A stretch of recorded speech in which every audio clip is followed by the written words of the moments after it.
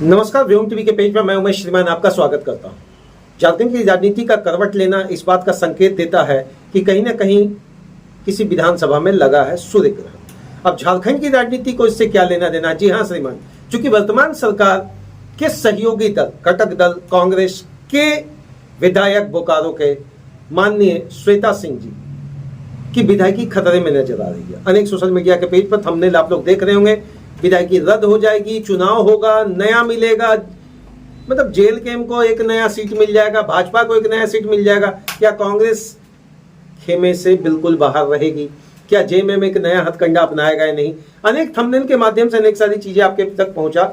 भैया क्या है वास्तविकता, ये तो समझना मेरे और आपके बस से तत्काल बाहर है। आपको और हमको दोनों को इंतजार करना पड़ेगा, और इस इंतजार का नाम है भैया कि केंद्रीय चुनाव आयोग के द्वारा राज्य चुनाव आयोग को कुछ ना कुछ दिशा निर्देशन दिया गया, क्योंकि यहां से जो रिपोर्ट दिल्ली गया, अब उसके बाद क्या होने वाला है?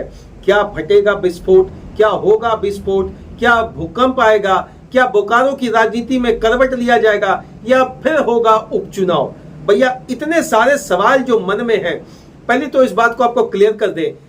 जो शिकायत किया गया था, शिकायत के प्रति भारत के मुख्य चुनाव आयोग को भेजी गई। मुख्य निर्वाचन पदाधिकारी से मुलाकात करने के लिए भाजपा प्रतिनिधि मंडल में राज्यसभा सांसद सह प्रदेश महामंत्री आदित्य साहू, भाजपा के पूर्व विधायक विरिंची नारायण और भाजपा के प्रदेश मंत्री सरोज सिंह, साथ ही साथ भाजपा के विधि प्रकोष्ठ के प्रदेश संयोजक सुधीर श्रीवास्तव जी भी मौजूद थे।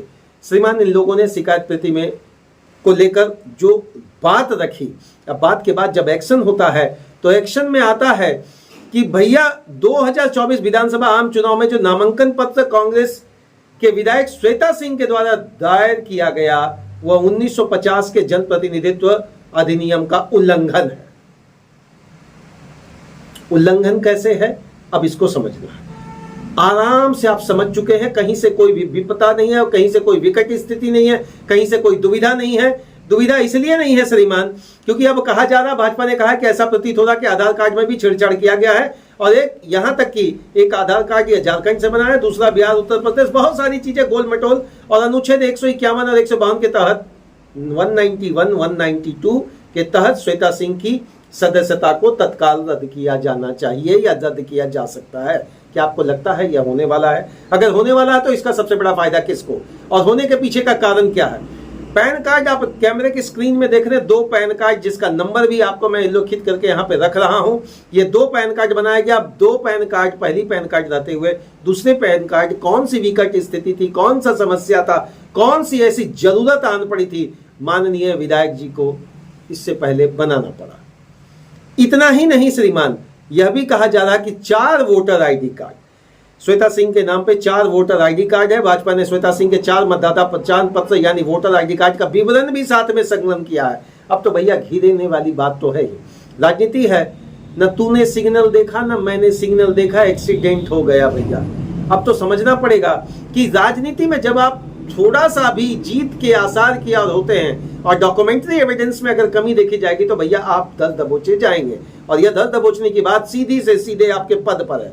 आप संवैधानिक पद पर होते हुए या संवैधानिक पद में आने के पहले जिन डॉक्यूमेंट्स को आपने सबमिट किया था, तो पुराने डॉक्यूमेंट्स अगर आपके पास एडिशनल बने हुए थे, गलती से बने हुए थे, तो श्रीमान ये नैतिक नहीं, ये संवैधानिक नियम है, ये संवैधानिक मतलब अपने यहाँ एक लॉ है कि भैया आपको उसको क्या करना चाहिए था, निरस्त करवाना चाहिए था, नहीं हुआ।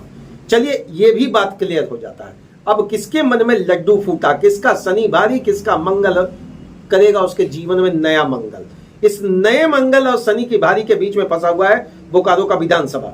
आम जनता ने तो कांग्रेस को झोली भरकर वोट दिया, और झोली भरकर वोट देने के बाद माननीय श्वेता सिंह जी विधायक बनी। अब विधायिका के तौर पर वो जानी जा रही थी, कार्यकाल बेहतर चल रहा था, कुछ नया करने की उम्मीद थी, कुछ नया करने का आस था, मन में है आस, पूरा है विश्वास, हम होंगे कामयाब एक दिन। अब ये कामयाबी की बात भैया 5 साल के जो ट्रम्प कार्ड, मास्टर कार्ड और रिपोर्ट कार्ड के रूप में वो 2029 में सबमिट करती, उससे पहले भैया खुल गया क्या कि भैया आपने 2 जगह एडमिशन ले रखा है। अब ये 2 जगह का एडमिशन का मामला फंसा।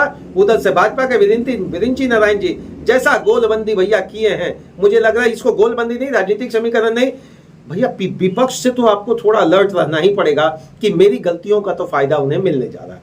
दूसरी ओर जेएलकेएम के जयराम महतो भी, उनकी पार्टी की तरफ से भी अनेक ऐसे समर्थक हैं जो खुले प्लेटफॉर्म पर मुखर होकर इस बात को रख रहे हैं कि ऐसी जरूरत क्या थी। इसका मतलब अनेकों नाम से उनको सुशोभित किया जा सकता है या किया जा रहा है, जिसका हम पुष्टि नहीं करते और ना हमारा चैनल भैया इसको आइडेंटिफाई करके बताएगा। This is in the hand of national election commission, or the National Election Commission has given the report to the State Election Commission. What will the second state and what the things will be done in Bokaro? क्या आपको लगता है उपचुनाव होगा? अगर आपको लगता है तो किन कारण से होगा, कमेंट करने के बॉक्स में जरूर इसको बताएं। 191 और 192 के तहत यह बात कहा जा रहा है, जनप्रतिनिधि अधिनियम 1950 के अंतर्गत उल्लंघन की बात कही जा रही है। तो भैया उल्लंघन की बात कह देने से, उल्लंघन की बातों को सामने लाकर रखने से क्या विधायकी जा सकती है या महज चलेगा कानूनी कार्रवाई और पद पे बने रहेंगी श्वेता सिंह जी? बहुत बड़ा विडंबना है। विडंबना के साथ लड्डू फूटेगा किसके फेवर में? अगर किसी कारणवश उपचुनाव होता है तो अब किसको मिलने जा रहा है बड़ा फायदा? बिरंची नारायण एक बड़ा चेहरा, ऑलरेडी 2 बार का दाव उनके साथ खेल चुकी है जनता। 3 चीजें वहां फंसी हुई नजर आ रही है। जो एजुकेशन स्टेटस है पहले जो था बोकारो में, आज वो नहीं है। वर्तमान में खुले मंच में इस बात को कर रहे हैं। जो हॉस्पिटैलिटी वाली बात की कहेंगे तो लोगों में बड़ा इस चीज को गर्व माना जाता था कि बोकारो एक बड़ा उन्नत समृद्ध जगह है, लेकिन जब आप मेडिकल की बात करेंगे तो आज वहां इन चीजों को भी पंचर होता देखा जा रहा है। और सबसे बड़ा मुद्दा जो गरमाया है श्रीमान हवाई अड्डा, श्रीमान हवाई अड्डा वाकई में वहां चालू होगा या नहीं? हवाई अड्डा चालू होगा कि नहीं, किसका किस्मत बंद हो जाएगा, किसका किस्मत चालू होगा, ये तो श्रीमान आने वाला समय बताएगा। लेकिन तथ्यात्मक चीजों के साथ जो बातें रखी गई है, 4 voter ID card, 2 pan card, आप स्क्रीन के बगल में नंबर देख रहे हैं, कहां तक सदस्यता रद्द करवाने में यह सक्षम कारक साबित हो सकता है। इसका प्रतिफल क्या मिलेगा श्रीमान, ये तो माननीय श्वेता सिंह की नींदें उड़ी होंगी, क्योंकि जिस घराने से वो आ रही हैं, समरेश सिंह के घराने के अंतर्गत जो राजनीतिक समीकरण का पकड़ बया जाता है, वो कहा जाता है चंदन क्यारी से लेकर बोकारो जिले में ही नहीं बल्कि यह चमक और धमक पूरे झारखंड में दिखती थी। आज महज अगर बोकारो में जीतने के बावजूद भी सूर्य ग्रहण, चंद्र ग्रहण, अमावस ग्रहण, पूर्णिमा कुछ भी लग गया तो प्रभु इसका होगा वास्तविक जिम्मेवारी कोई नहीं लेंगे। इसके केवल और केवल जिम्मेवार होंगे माननीय श्वेता सिंह जी, जो मुझे समझ में आ रहा, क्योंकि आइडेंटिफाइड सिस्टम इज दैट, यही कहा जाता है if you have done mistake you are responsible, no one will take response regarding this matter because you have done mistake. Unless जब तक आपने डॉक्यूमेंट्री एविडेंस को आइडेंटिफाई नहीं करवाया, आपके वकील साहब क्या कर रहे थे, आपके भैया उस समय जो सिस्टम पर पूरी चीजों को लेकर चल रहे थे वो क्या कर रहे थे। बहरहाल जो कुछ भी हो, गौरतलब इन गौरतलब चीजों को लेकर गलियारों में चर्चा है, वो चर्चा बना रहेगा। चर्चा और चर्चा के बीच भैया राजनीति चलती है।